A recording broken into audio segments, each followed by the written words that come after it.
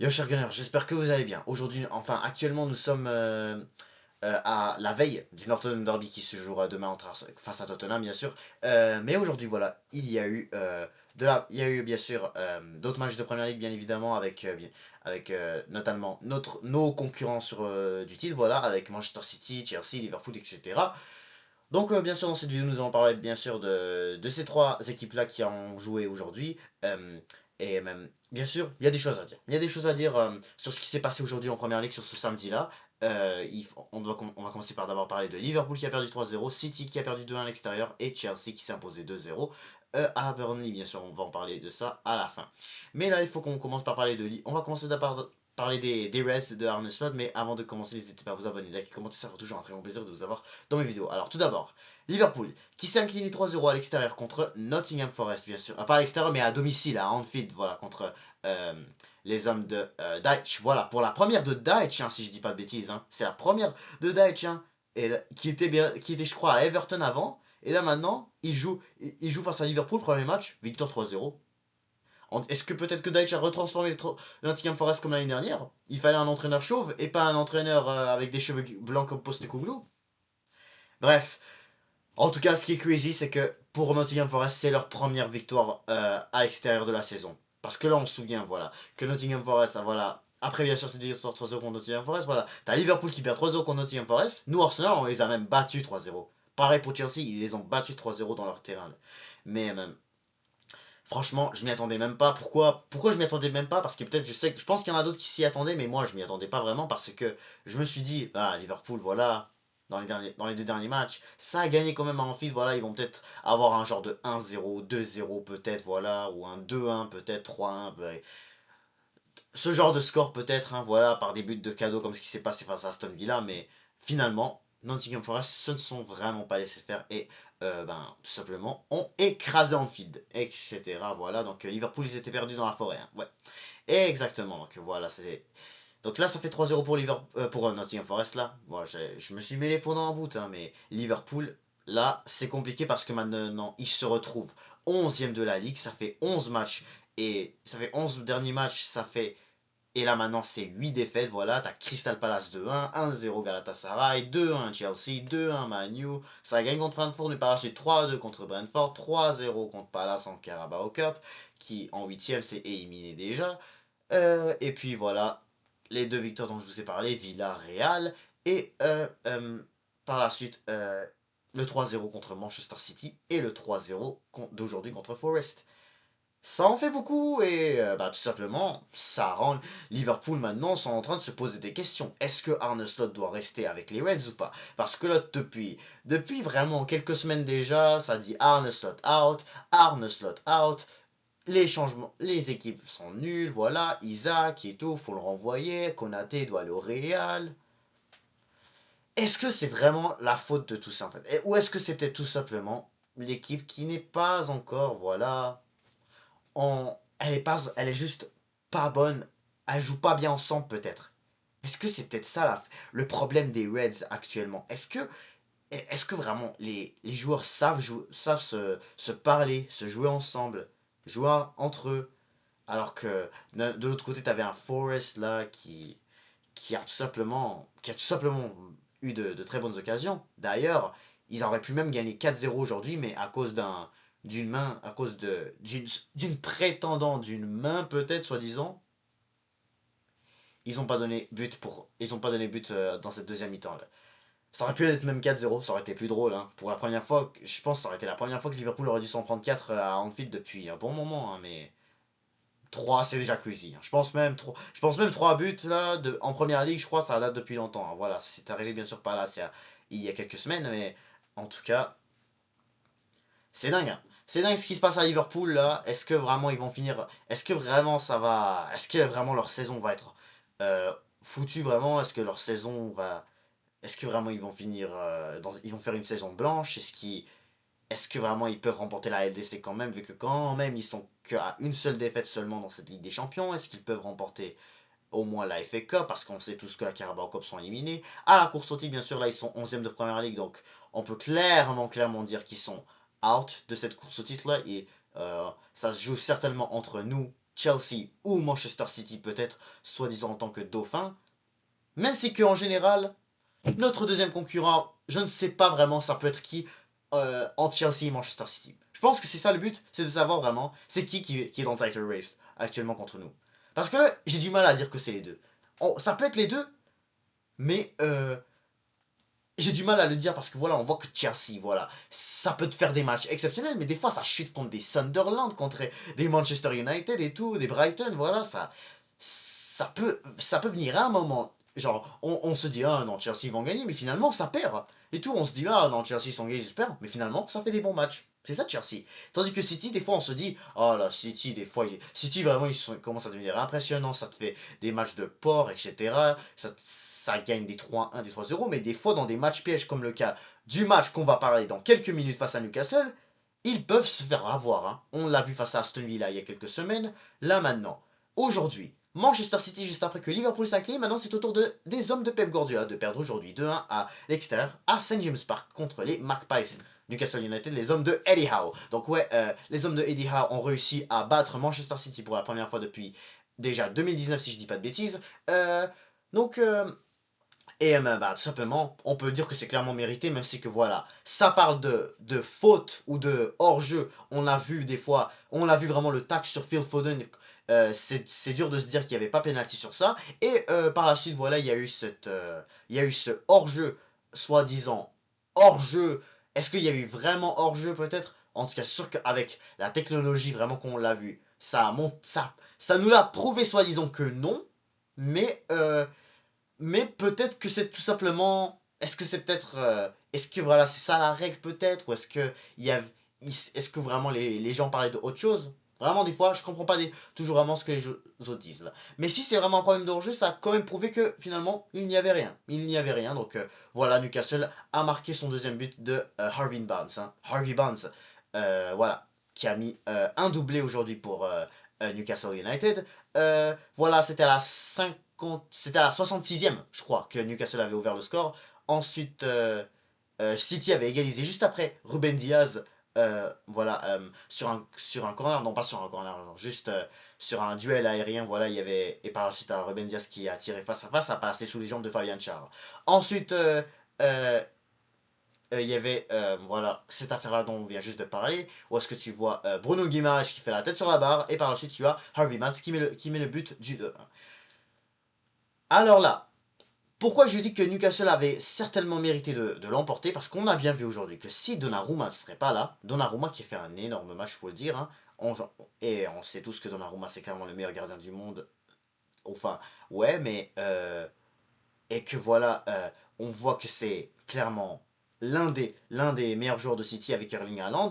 Erling Haaland, son premier match, je pense qu'il ne marque pas cette saison, clairement, l'un de ses premiers, on va dire, parce que je crois qu'il y en a d'autres, je crois qu'il y en avait comme pas mal 15 seuls autres matchs qui n'avaient pas marqué, mais je me souviens plus vraiment c'était qui, mais sinon Haaland a marqué très très souvent aujourd'hui, et mis à part la défaite face à Villa, je pense qu'il n'y a eu aucun match qu'il a mis 0 but à part aujourd'hui. Donc clairement, c'est très très très. Ça a été très impressionnant la performance de Newcastle. Et pour revenir à Donnarumma, s'il serait pas là, ça aurait été certainement une victoire beaucoup plus large pour Newcastle United. Donc clairement, City, il faut le dire que ce n'était pas du tout une très très bonne performance en général. Malgré qu'ils se sont face, peut-être qu'ils se sont fait voler, ou peut-être voilà que ils n'ont pas fait non plus un mauvais match à ce point-là, parce qu'il faut dire que même Manchester City avait quand même de bonnes occasions dans ce face-à-face d'Haaland, ce face-à-face de Phil Foden, voilà. Nick Pope aussi a été quand même bien concentré d'ailleurs sur ce face-à-face de Haaland, il s'est pas vraiment fait avoir sur beaucoup d'opportunités, sur la plupart des opportunités qu'a eu Manchester City aujourd'hui. Mais sinon, Newcastle United, faut le dire, victoire absolument méritée, voilà. Donc, surtout que le pire, c'est que je m'y attendais pas non plus absolument, voilà. Surtout que Newcastle, voilà, face à Manchester City, des fois ça peut être tough pour les Sky Blues, des fois ça peut être, des fois City gagne tout simplement sans aucun problème. Mais faut le dire qu'aujourd'hui Newcastle vraiment il y avait aucun monde où Newcastle, voilà, euh, ne gagnerait pas ce match, voilà. Donc voilà, donc c'est très très bien pour les Magpies. Mais pourquoi je dis aussi que je m'y attendais pas des fois, c'est parce que voilà, les derniers résultats qu'ont pu proposer cette équipe de Newcastle, voilà, où est-ce que c'était très difficile pour eux de gagner déjà, surtout des matchs à l'extérieur. Ça perdait face à des Brentford, des West Ham, voilà, dans les dernières rencontres.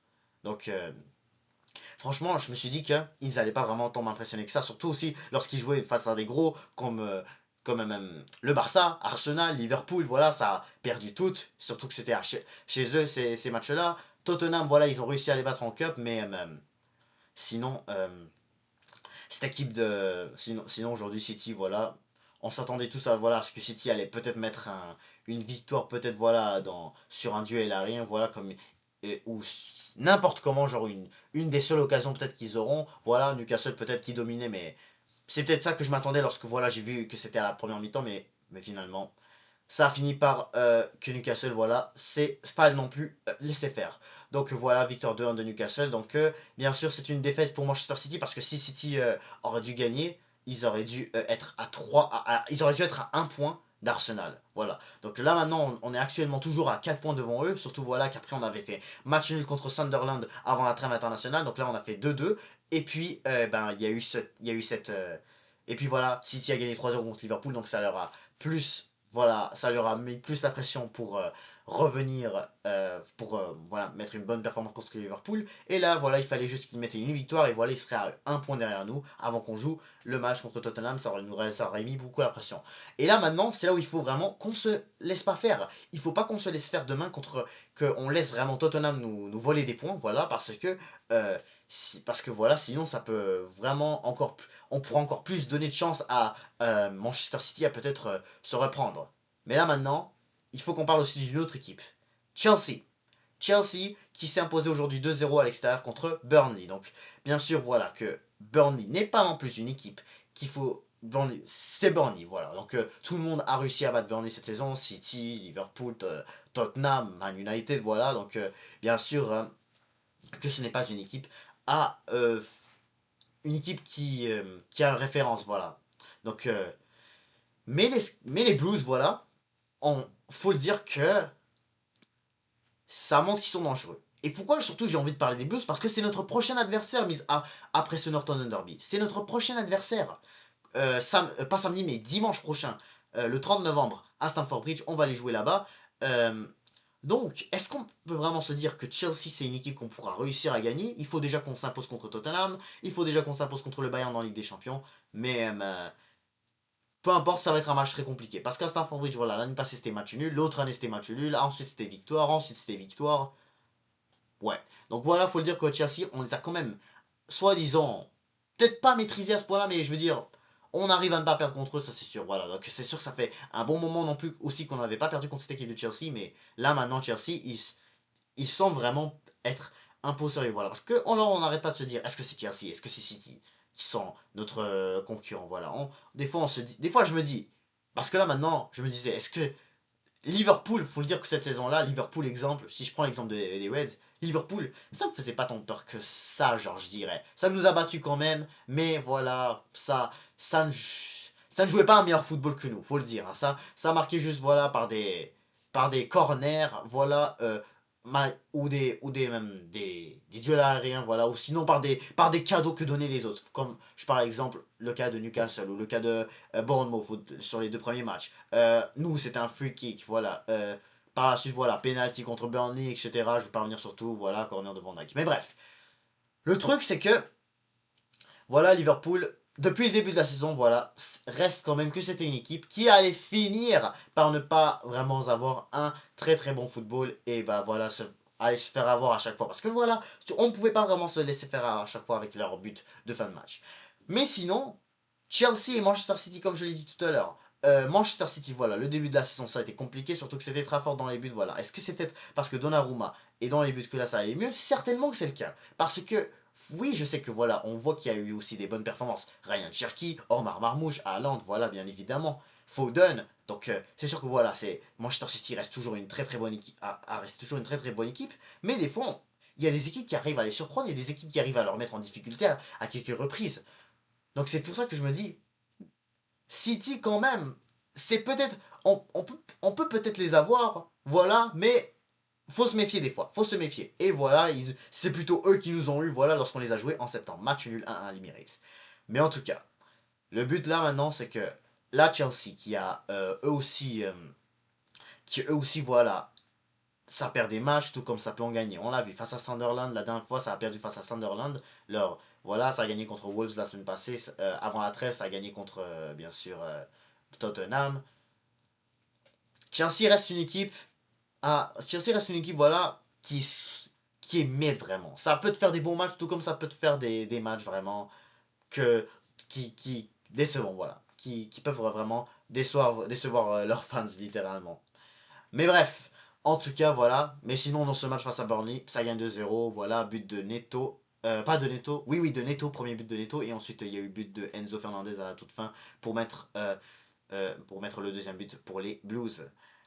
Donc, en tout cas, voilà. C'était pas mal un mini recap sur ce samedi de Première Ligue. Place au North London Derby demain, en espérant bien sûr les 3 points. Vraiment, j'espère vraiment qu'on va les taper, clairement. Je veux qu'on les tape le Tottenham là, pour que tout simplement, voilà, on confirme que voilà, on va pas vraiment se faire par cette équipe-là. Voilà.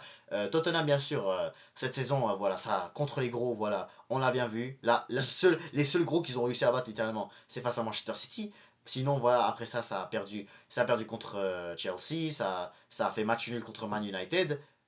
Euh, ouais, c'est ça, pas mal, hein. Pas, mais en tout cas, faut dire que la victoire qui m'a en tout cas le plus... Faut dire que Tottenham, vraiment, le match contre City, c'était quand même très impressionnant, surtout même si que City a fait quand même plein d'erreurs dans ce match-là.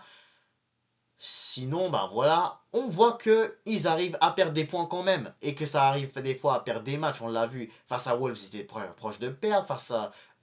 comment ça s'appelle face à Brighton, ça fait match nul, face à Bournemouth, ça a perdu. Des fois, ça peut te faire des bons matchs aussi, tout comme ça peut te faire. Mais souvent, vraiment, ça va juste te chercher des nuls ou juste voilà. Pareil en Ligue des Champions, voilà. Ça a peut-être toujours pas perdu en Champions League, mais le niveau n'est pas tant que ça. Ça va peut-être finir par arriver plus tard, hein, mais, bien sûr, dans leur prochain match contre le Paris Saint-Germain. En tout cas, voilà. Donc, bien sûr, c'était un mini recap. Donc, bien sûr, évidemment, j'espère la victoire. Inch'Allah. Tant qu'à faire, bien, parlons de la composition qu'on pourrait voir demain contre Tottenham. Voilà. Parce que voilà, on le sait tous que dans cette trêve internationale, Gabriel s'est blessé. Donc, il sera pas là, bien sûr, pendant entre 1 et 2 mois. Donc, bien sûr, ça, c'est dégoûtant, mais voilà, au moins quand même on a quand même deux joueurs qu'on peut utiliser. Il s'agit de Hincapié et de Christian Mosquera. Mais en général, si on revient sur ce 11, dans les buts, David Raya sans aucun doute, Timber à droite, euh, comment s'appelle William Saliba, bien sûr, il va être dans notre défense avec Mosquera. Je choisis Mosquera, voilà, ça reste un joueur qui a un gabarit qui ressemble très très bien à celui de Gabriel, et j'espère que voilà, il pourrait en profiter pour voilà, nous mettre lui aussi peut-être des têtes sur des corners ou sur des coups francs, voilà, des set pieces, des coups de pied arrêtés. Et à gauche, Ricardo Calafiori ou Miles Lewis Kelly, parce que c'est vrai que Calafiori, il s'est lui aussi fait mal pendant cette trêve internationale, donc il n'a même pas eu le temps de jouer avec l'Italie. Il est revenu ici et il a eu des soignages. Ça disait qu'il allait peut-être revenir, il allait être capable de jouer, mais je le ferai pas jouer tout de suite, je le laisserai en forme avant d'aller jouer le Bayern. Lewis Kelly vraiment pourrait vraiment faire aussi le job, il a fait quand même de très très bonnes performances cette saison contre l'Atletico, contre Brighton, donc ça va peut-être le faire. Et le milieu, Rice, Martin Zubimendi et Eberechi Eze, Odegaard aussi, voilà, on entend qu'il reprend les entraînements, mais on va pas vraiment le faire jouer, surtout que lui, il est très très fragile, hein, faut le dire, hein, clairement. Et notre attaque, Saka, Trossard, et si Gyökeres est en forme, bah Gyökeres, c'est lui que je ferai jouer, sinon bah ça va être Mikel Merino en tant que numéro 9. Donc voilà, donc c'est tout ça pour mon 11 pour ce Arsenal Tottenham. Donc bien sûr, je vais vous revenir demain sur le débrief. N'hésitez pas à vous abonner, liker, commenter, et je vous dis à toutes.